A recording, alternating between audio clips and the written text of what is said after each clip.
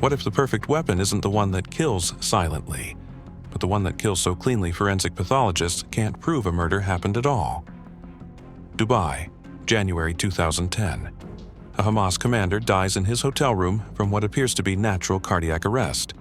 No gunshots, no poison, no visible injuries. Just a middle-aged man who went to sleep and never woke up. Except 3 things make this death impossible to accept as natural. First, Mahmoud al-Mabhouh was a 49-year-old weapons smuggler in excellent health with no history of heart problems. Second, when Dubai pathologists examine his body, they find microscopic traces of succinylcholine, a paralytic drug that mimics heart attacks, but absolutely no injection marks. Third, 17 surveillance cameras captured 27 people coordinating his death with precision that suggests years of training. This is the story of an assassination technology so advanced it may not have existed, and how the myth of that technology became more dangerous than the murder itself. Mahmoud al-Mabhouh checks into the Al Bustan Rotana Hotel on January 19th using a fake Syrian passport. He's a senior Hamas military commander responsible for smuggling Iranian rockets into Gaza through Egyptian tunnels. He's in Dubai to finalize a weapons transfer worth millions. Israeli intelligence has been tracking him for months. Tonight, they're going to make him disappear without firing a shot. 4 floors below, a woman named Nicole McCabe sits in the lobby pretending to read emails on her tablet. Her real name isn't Nicole McCabe. Her real passport isn't Irish. The identity belongs to an actual person. A translator living in Dublin who has no idea her credit card was cloned 3 weeks ago to create this cover. Nicole's assignment is visual confirmation. Watch the lobby, track al-Mabhouh's movements, signal the hit team when he's alone in his room. She's done this work across 4 countries over 6 years. The protocols are muscle, memory now. Don't acknowledge team members. Don't check your phone obsessively. Don't stare at security cameras. But there's something Nicole doesn't know. Something that won't become catastrophically clear until 72 hours from now when her face appears on CNN. Dubai upgraded its hotel security infrastructure 8 months ago. The cameras aren't passive recording devices anymore. They're running facial recognition software, behavioral pattern analysis, gait recognition, synchronized movement detection across multiple camera feeds. Every luxury hotel in Dubai's business district is now a live intelligence grid designed to catch exactly what she's doing. And nobody in Mossad knows. 26 other operatives are positioned across 3 hotels within a 2-block radius. Kevin Davron, Peter Elvinger, Gail Folliard. Names stolen from real Israeli dual citizens living abroad who will discover in 4 days that their identities are international news. The operational assumption is clean, 3-day mission, minimal surveillance exposure, dispersed arrival patterns, 0 traceable connections between operatives. The plan has a structural flaw nobody identified during mission planning. The cameras aren't just watching anymore, they're learning. 2 operatives wearing identical tennis outfits but never going near tennis courts. 3 operatives checking into different hotels within 90-minute windows. 4 operatives making phone calls at synchronized intervals that match other operatives' movements. Individually, none of this triggers human suspicion. Together, it creates a behavioral signature. And Dubai's upgraded surveillance system is designed to recognize signatures invisible to human observers. Al-Mabhouh returns to the hotel at 8:24 p.m. after meeting Iranian weapons suppliers at a restaurant in Deira. He's alone. Hamas leadership made a calculated decision. No security detail in Dubai. Neutral territory. International business hub. No history of Israeli. Operations in UAE. The risk assessment seemed sound. That calculation will cost him his life. But it will cost the people hunting him something worse than death. Permanent exposure in the age of total surveillance. Nicole sees him enter the elevator. She sends the signal. Not a phone call, not a text message. Just a physical positioning change. Standing, walking toward the elevator bank, then returning to her seat. The hit team watching from room 418 understands immediately. 2 operatives dressed as hotel maintenance staff move toward the 4th floor. Another positions himself in the stairwell as backup. A 4th watches the parking garage in case al-Mabhouh tries to leave. The coordination is flawless. Years of training compressed into 3 minutes of synchronized movement with 0 electronic communication. But flawless coordination is exactly what algorithmic surveillance systems are designed to detect. Every synchronized movement is being recorded. every avoided glance, between operatives, every timed repositioning. The operation is working perfectly, and that perfection is creating a digital archive of evidence that will destroy everything. At 8:27 p.m., two men knock on room 230. Al-Mabhouh opens the door, perhaps expecting room service, perhaps responding automatically to the authoritative knock. What happens in the next 2 minutes will spark 5 years of international speculation about Israeli assassination technology. The operatives are inside in seconds. There's a brief struggle. Furniture shifts. Al-Mabhouh reaches for his phone before one operative restrains him and the other produces what appears to be a small pressurized device. Not a syringe, not a needle. Something that looks like a medical injector pen. The device is pressed against Al-Mabhouh's neck. There's a soft, pneumatic hiss.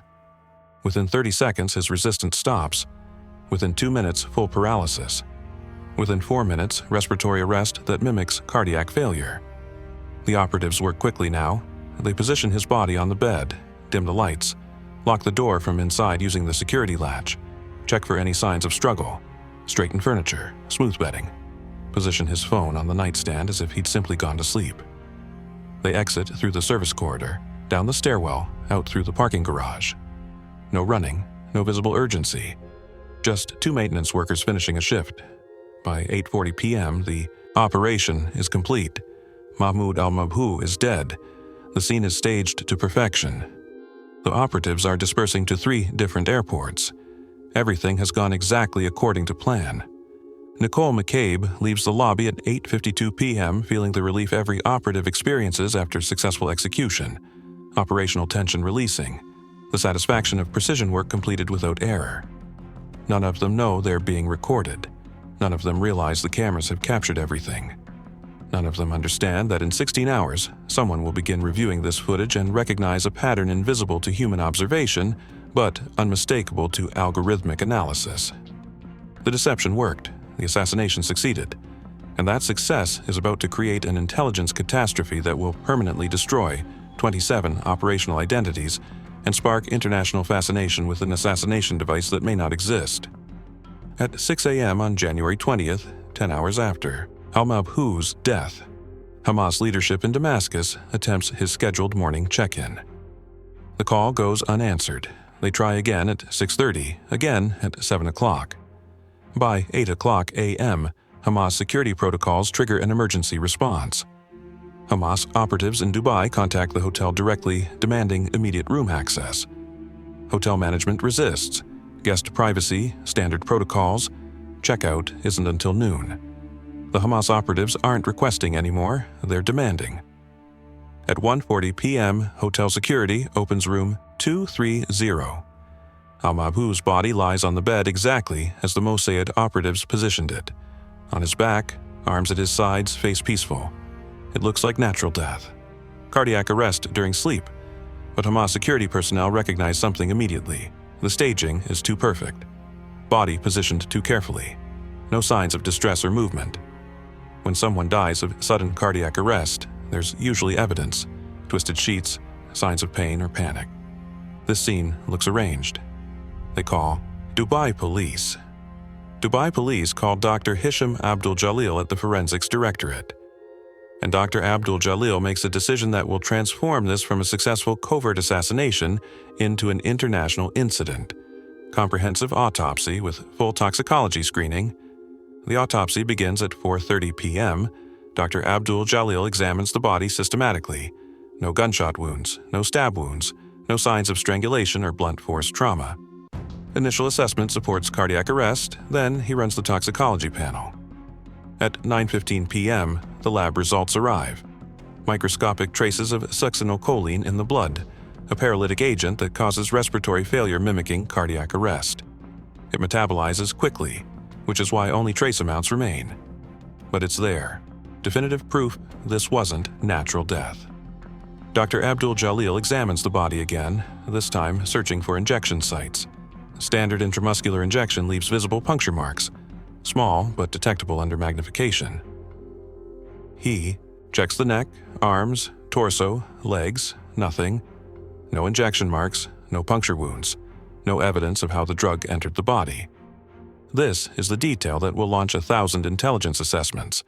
How do you inject a drug without leaving injection marks? Dr. Abdul Jalil calls Lieutenant Dahi Khalfan Tamim, head of Dubai Police, at 11 p.m. The conversation is brief but consequential. A Hamas commander has been killed using a paralytic agent that somehow entered his bloodstream without leaving forensic evidence. Either the Israelis have developed injection technology that doesn't leave marks, or the entry point was concealed so skillfully that a standard forensic examination can't detect it. Tamim makes two decisions in this moment. First, comprehensive surveillance review of all hotels in the area. Second, and this violates every intelligence cooperation protocol, if they find evidence of an Israeli operation, he's releasing it publicly. Not to Interpol first, not through diplomatic channels, directly to international media. His reasoning won't become fully clear until later, but in this moment he's calculating that embarrassing Israeli intelligence matters more than quietly catching operatives who've already fled the country. The surveillance review begins at 8 a.m. on January 21st. A team of analysts starts with footage from Al-Bustan Rotana, covering the 24 hours before al-Mabhouh's death. Within 2 hours, they've identified something extraordinary. Not one suspicious individual, 27 coordinated movements across 17 camera angles, operatives arriving separately but converging at precise intervals, phone calls synchronized to the second, tennis outfits worn by multiple tourists who never play tennis, 3 hotels, identical behavioral patterns, but it's frame 2847 that transforms suspicion into certainty. 2 people, registered as Kevin Daveron and Gail Folliard, make eye contact in the hotel lobby for exactly 1.8 seconds. Then immediately look away with practiced precision. The movement is subtle, trained, professional. The kind of recognition avoidance taught in advanced counter-surveillance courses. The camera algorithm flags it as coordinated evasion behavior. Pattern confidence, 94%. By January 23rd, the analyst team has assembled a complete operational timeline. 27 individuals, coordinated arrivals, synchronized positioning, visual confirmation protocols. The hit itself, 2 maintenance workers, entering al-Mabhouh's room at 8:27 p.m. and exiting at 8:38 p.m. Dispersed extraction across 3 airports. Tamim reviews the evidence and makes his decision. At 3 p.m. on January 24th, Dubai Police releases the complete surveillance footage to international media. All 27 faces, all passport photographs, full operational timeline. By 6 p.m., CNN is broadcasting it globally. By midnight, it's front-page news in 47 countries. The headline that dominates, Mossad assassination caught on camera, mystery heart attack device used. Nicole McCabe is in Frankfurt Airport's transit hotel when she sees her face on television. The surveillance image, her fake Irish passport photo. The caption, suspected Mossad operative, Dubai assassination. She has a decision to make right now. Board her Tel Aviv flight and hope Israeli security can extract her safely. Or abort, destroy the passport, activate emergency protocols, disappear into European safe houses. The problem? She doesn't know if the other operatives have been compromised. Doesn't know if Mossad knows about the footage release. Doesn't know if her real identity has been connected to Nicole McCabe yet. She boards the flight.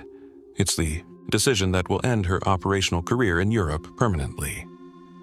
3,000 miles away, the real Gail Folliard, a 31-year-old translator in Dublin, receives a phone call from the Irish Times. The journalist asks if she's aware her passport appears in footage of a Hamas assassination in Dubai. Folliard thinks it's a prank call. She hangs up. 20 minutes later, her doorbell rings. Irish police. They need her to come to the station for questioning. They need to verify she wasn't in Dubai. They need to understand how her passport details ended up in a suspected Mossad operation. She can't answer because she doesn't know, but the association is permanent now. Her name, her face, her identity, all connected to an assassination she had nothing to do with. Meanwhile, international media fixates on one detail above all others, the invisible injection. Defense analysts begin publishing speculative assessments.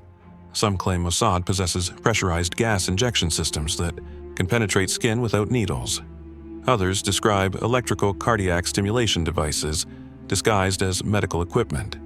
A few suggest subcutaneous dart technology that leaves marks smaller than forensic microscopes can detect. The speculation creates a strange strategic problem for Israeli intelligence. The technology myth is becoming more damaging than the actual operation. Foreign intelligence services are revising their assessments of Israeli assassination capabilities, assuming technological advantages that may not exist. This forces Mossad to either develop the rumored capabilities to match international perception or allow adversaries to waste resources defending against phantom threats. Back in Tel Aviv, Mossad leadership conducts emergency damage assessment. The target is dead, mission succeeded, but the exposure is catastrophic. 27 legends burned simultaneously, dozens of identity holders compromised, years of covert construction destroyed in 72 hours. Someone asks the question everyone's thinking: was killing one Hamas commander worth destroying our entire Dubai operational capacity? The response, according to leaked meeting transcripts, the target is dead. Everything else is damage control. But damage control isn't possible when the footage is already public, when journalists are matching surveillance images to LinkedIn profiles, when 23 countries have flagged the passport numbers in border security systems, when real identity holders are being detained at airports and interrogated about why their travel documents appear in assassination plots. The deception worked during execution. That's exactly why it's failing now. The covers were good enough to execute the mission, not good enough to survive public scrutiny and algorithmic analysis. Then, 3 days after the footage release, Mossad discovers something that reframes everything. Intercepted communications from Iranian Revolutionary Guard officers contain a reference to the Dubai matter proceeding as expected. The timestamp: January 18, 2010. 2 days before al-Mabhouh's death. The Iranians knew, not the specific method, not the operatives' identities, but they knew Mossad was tracking al-Mabhouh. They knew an operation was imminent, and they didn't warn him. Someone suggests reviewing earlier intercepts, going back weeks, looking for anything else Iran might have known. What they find is devastating. Iran detected Mossad's penetration of Syrian travel coordination networks in December 2009. They deliberately allowed intelligence about al-Mabhouh's Dubai trip to leak. They knew it would trigger an assassination attempt. Why? A single intercepted sentence from an IRGC general to a Hezbollah liaison explains everything. Hamas is negotiating with Egypt again. They need to remember who their real allies are. Al-Mabhouh's death wasn't disruption to Iranian strategy. It was part of it. The assassination would force Hamas back into Iranian dependence, would sabotage Egyptian ceasefire mediation, would ensure Hamas remained reliant on Iranian weapons and funding. The Israelis hadn't outsmarted Hamas. They'd been manipulated into executing a hit that served Iranian interests. The perfect deception had been staged for them. They were the ones being deceived. And now, 27 operatives were permanently burned for an operation that strengthened, not weakened, the enemy's position. The execution phase didn't begin in Dubai. It began 8 weeks earlier in a classified Mossad facility outside Tel Aviv, where engineers demonstrated a prototype injection system designed to leave minimal forensic trace. The device looked like a medical auto-injector pen, the kind used for emergency epinephrine. But instead of a visible needle, it used compressed CO2 to force liquid through skin at high pressure. The entry point was microscopic. Under standard forensic examination, it would be nearly impossible to distinguish from natural skin irregularities.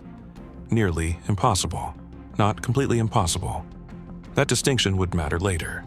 The device was loaded with succinylcholine, a paralytic used in surgical anesthesia that causes respiratory failure.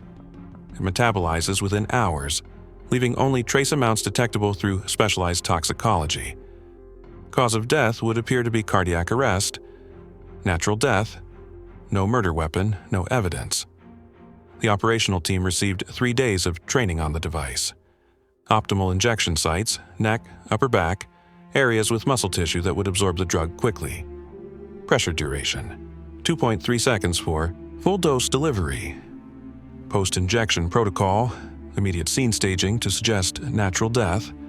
But there was something the engineers didn't emphasize during training, something that would become critical later. The device wasn't invisible, it left an entry point. Microscopic, yes, but detectable if forensic pathologists knew exactly what to look for and where to look. The assumption was that they wouldn't know, that al-Mabhouh's death would be processed as natural cardiac arrest by Dubai medical examiners who had no reason to suspect assassination. that the body would be released to Hamas for burial before anyone thought to search for microscopic injection sites. January the 18th, 2010. Kevin Daveron, the operative using a stolen Irish identity, arrives at Dubai International Airport. His cover story is rehearsed until it's automatic. European consultant, brief business meetings, return flight in 3 days. He's memorized every detail: hotel reservation, business contacts, conference, schedule. Passport control scans his documents. The system processes. Green light. Welcome to Dubai. What Daveron doesn't see: the fraud flag from the real Gail Folliard's credit card dispute 3 weeks ago has propagated through international financial crime databases. When another passport from the same batch triggers Dubai's system, the correlation is logged but not acted upon. Not yet, just filed, waiting for context. At 3:45 p.m., Peter Elvinger checks into Al Bustan Rotiana. Different passport, different nationality, different arrival time. The hotel system doesn't flag it. 2 guests. Happens constantly. But the cameras capture something neither operative can see. Similar gait patterns, similar shoulder positioning, similar scanning behavior, eyes tracking exits, security personnel, blind spots. Not obvious, not theatrical. Just professional awareness that looks identical when reviewed frame by frame with algorithmic analysis. By 6 p.m., 7 operatives are positioned across 3 hotels. The coordination is flawless. No visible connections. No electronic communication that would trigger signals intelligence. Just spatial positioning and timing. Someone suggests during final comms check that they're too clustered. 3 hotels within 2 blocks creates tight operational geography. Maybe spread across different districts. The suggestion is dismissed. Tighter geography means faster response time. Better visual confirmation. Reduced communication needs. The reasoning is tactically sound. Nobody considers that tight geography also means concentrated surveillance coverage. That 17 cameras across 3 hotels are easier for algorithmic systems to analyze than 40 cameras across 12 hotels. That pattern recognition works better with density, not dispersion. At 7:30 p.m., Nicole McCabe takes position in the Al Bustan lobby wearing business attire, carrying a tablet, periodically making phone calls to non-existent colleagues. The performance is perfect. Then she makes the mistake that will haunt her. She checks her watch at 7:47 p.m., looks toward the lobby entrance. Checks her watch again at 8:03 p.m., looks toward the elevator bank. The second time, she glances at the security camera.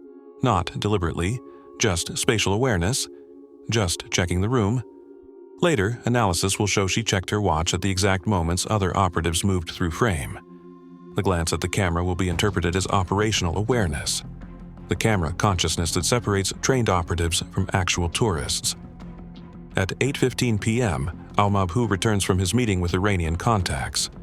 Nicole sends the visual signal, stands, moves toward the elevator bank, returns to her seat. The hit team in room 418 understands. But there's a problem. Al-Mabhouh doesn't go directly to his room. He stops at the hotel business center, checks email, makes a phone call.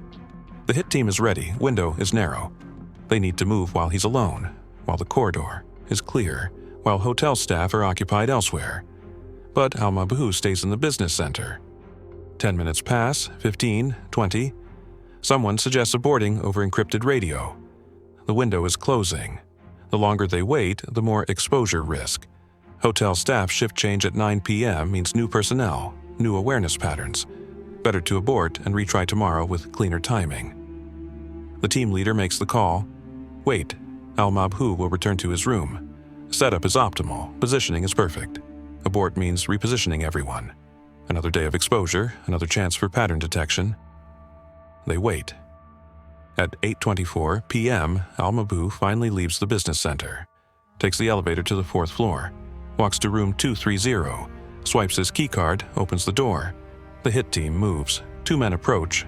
1 knocks. Professional, authoritative, the knock that suggests hotel management or maintenance emergency. Al-Mabhouh opens the door, confused but not alarmed, perhaps expecting room service, perhaps responding automatically to authority. The operatives are inside in 2 seconds. Door closes. This is the moment where everything could collapse, where he could recognize danger, resist violently, shout for help, trigger hotel security. He doesn't. He backs away, reaching for his phone, but one operative moves with practiced speed, restraining his arms, controlling his movement without excessive force that would leave defensive wounds.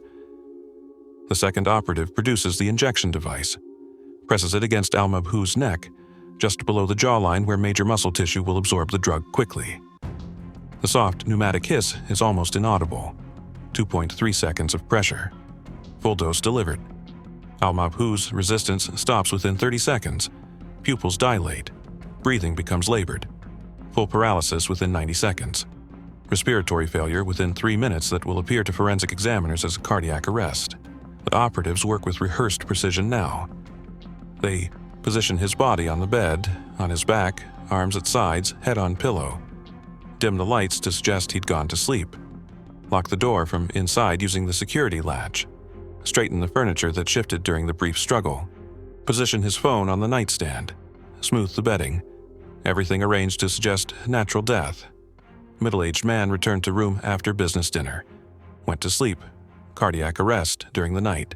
Tragic, but not suspicious.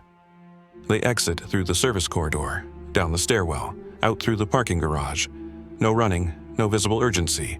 Just maintenance workers finishing their shift. By 8:40 p.m., Mahmoud al-Mabhouh is dead. The scene is staged perfectly. The operatives are dispersing to 3 airports. The injection device is being disassembled and destroyed, components separated, and disposed in different locations, untraceable. Nicole McCabe leaves the lobby at 8:52 p.m., feeling the operational tension release. The satisfaction of precision work completed without error. The relief that comes after successful execution. She doesn't know she's being recorded, doesn't know the cameras captured everything, doesn't know that behavioral analysis algorithms have flagged 27 coordinated movement patterns, doesn't know that in 16 hours someone will start reviewing this footage and recognize what she can't see. The assassination worked, the device worked, the staging worked. Everything succeeded exactly as planned, and that success just created a digital archive of evidence that will destroy 27 intelligence careers and spark 5 years of international speculation about assassination technology that may or may not exist. The consequences begin before the operatives leave Dubai.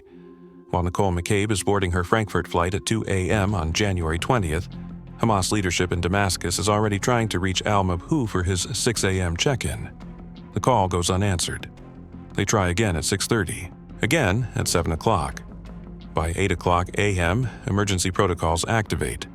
By 1:40 p.m., Hamas security personnel are standing in room 230, looking at a scene that appears perfectly natural but feels completely wrong. The staging is too perfect. Body positioned too carefully. No evidence of distress or movement. Someone who dies suddenly of cardiac arrest doesn't look this peaceful. Dubai police arrive. Then Dr. Hisham Abdul-Jalil from forensics. The autopsy that follows will change everything. At 9:15 p.m. on January 20th, the toxicology results arrive. Microscopic traces of succinylcholine, definitive proof of murder. But when Dr. Abdul-Jalil searches for injection sites, he finds nothing. No visible puncture marks, no entry points. He examines the neck where traces are most concentrated. Under magnification, he finds it. A mark smaller than a pinprick, barely distinguishable from natural skin texture. Evidence of the injection device, proof of how the drug entered the body, but he doesn't understand what he's looking at yet. The mark is too small for standard needle injection, too precise for manual administration. It suggests technology he's never encountered in 20 years of forensic pathology. This detail, the microscopic injection site that took hours of examination to locate, will fuel 5 years of international speculation about Israeli assassination capabilities. By January 24th, when Dubai police releases the surveillance footage, international media isn't just covering the assassination, they're obsessed with the method. Defense analysts appear on CNN and BBC explaining theoretical pressure injection systems. Aviation Week publishes a technical assessment of subcutaneous DART technology. Jane's Defense Weekly runs a feature on next-generation covert elimination methods. Most of the speculation is wrong. The device was sophisticated but not science fiction. Just engineering applied to assassination. Compressed gas injection that minimized forensic trace without eliminating it entirely. But the myth becomes more powerful than the reality. Foreign intelligence services begin revising their threat assessments of Israeli operational capabilities. Some start developing countermeasures against technologies that don't exist. Others halt cooperation with Mossad out of fear that any suspicious death will be attributed to Israeli heart attack devices. The strategic damage extends far beyond the 27 burned identities. Nicole McCabe lands in Tel Aviv on January 25th and enters a security briefing that destroys her future in one sentence. Your real identity has been connected to the cover. You cannot return to Europe under any legend we can provide. A London reporter matched her surveillance image to a photograph in an Israeli university alumni database. Another matched her facial structure to a briefly visible social media profile. The 2-second glance at a security camera, professional awareness that seemed appropriate during the operation, became the evidence that ended her career. She asks the question with no good answer. Can I ever go back? The security officer doesn't lie. Not to Europe, not under any identity. Your face is in every border security database from Dublin to Moscow. This is the cost nobody calculated before the operation. Not death, not capture, not prosecution, permanent exposure. The inability to ever use a false identity again, because the truth is now more documented than the lie ever was. The real Gail Folliard discovers in February 2010 that her name appears in security databases across 23 countries. She's detained 3 times during routine travel, questioned for hours, eventually released, but the flags remain permanent. By March 2010, all 27 identity holders have been contacted by Mossad security. Some are offered relocation. Others receive permanent protection details. All are told their names will remain associated with the operation indefinitely. One of them, Sarah Johansson, a teacher in Tel Aviv, asks the question that summarizes everything. Was killing one Hamas commander worth destroying 27 people's lives? The institutional response, according to leaked assessments, operational success and strategic failure can coexist. Dubai proves it. But the consequences run deeper than burned identities. Mossad's European recruitment networks collapse within months. Potential assets see the Dubai footage and calculate risk differently. If Israeli intelligence can't protect cover identities in surveillance states, cooperation becomes impossible. The perception of Mossad competence, carefully cultivated over decades, takes damage that won't repair for years. And the Iranian manipulation becomes clear only later. Al-Mabhouh's replacement in Hamas weapons coordination proves more effective than his predecessor. Hamas grows more dependent on Iranian supply networks. The Egyptian ceasefire negotiations collapse. The operation that was supposed to disrupt Hamas weapons smuggling actually strengthened it. The Israelis killed the right target using impressive technology. They executed the mission with precision, and they achieved the exact opposite of their strategic objective while permanently compromising their operational capacity in the Gulf region. 3 years after the assassination, the speculation about the heart attack device continues. Some intelligence services believe Mossad possesses technology far beyond what was actually used in Dubai. Others believe the entire device story was misdirection to hide simpler methods. Nobody knows for certain. That uncertainty becomes its own weapon, but one Mossad can't control. Foreign operatives start dying of apparent cardiac arrest in locations where Israeli intelligence has no presence. Each death triggers speculation about the Dubai method. Each investigation searches for microscopic injection sites. The technology that may have been used once becomes the explanation for dozens of unrelated deaths. The myth outlives the operation. The device, real or imagined, enters intelligence folklore as the perfect assassination tool. Training programs at Langley and Vauxhall Cross include modules on detecting pressure injection and countering non-needle delivery systems. Defense contractors develop skin sensors that claim to detect compressed gas injection. None of it addresses actual Israeli capabilities because nobody knows what those capabilities actually are. Nicole McCabe lives in Central Europe now, under a name that isn't hers and never will be. She can't contact friends from her previous life, can't return to places she lived, can't use photographs from before 2010 because facial recognition systems flag them instantly. The glance at a camera that seemed like professional awareness in the moment became permanent evidence that destroyed her operational future. The deception that protected her during the mission became the exposure that eliminated every identity she could ever use again. 5 years after Dubai, Mossad conducts an internal assessment of the operation. The conclusion, according to leaked documents. Target eliminated successfully. Method effective. Exposure catastrophic. Strategic outcome negative. Technology speculation ongoing and uncontrollable. Recommendation: avoid operations in high surveillance environments where tactical success creates strategic failure through documentation. The assessment doesn't answer the fundamental question: was the heart attack device real? The truth is probably somewhere between myth and reality. The injection system was sophisticated enough to minimize forensic trace, but not sophisticated enough to eliminate it entirely. The technology worked as intended during execution, but created exactly the kind of forensic mystery that sparked international fascination. And that fascination, the endless speculation about invisible assassination tools, may have done more damage to Israeli intelligence capabilities than the burned identities and exposed operatives combined. In the end, the Dubai operation revealed something intelligence services still haven't fully processed. In the age of total surveillance, perfect execution isn't enough. Every operation creates a permanent digital record. Every cover eventually collapses. Every legend eventually burns. The only question is whether the mission's tactical success justifies the strategic cost of permanent exposure. In Dubai, it didn't. But nobody knew that until after the operation succeeded and the cameras started talking.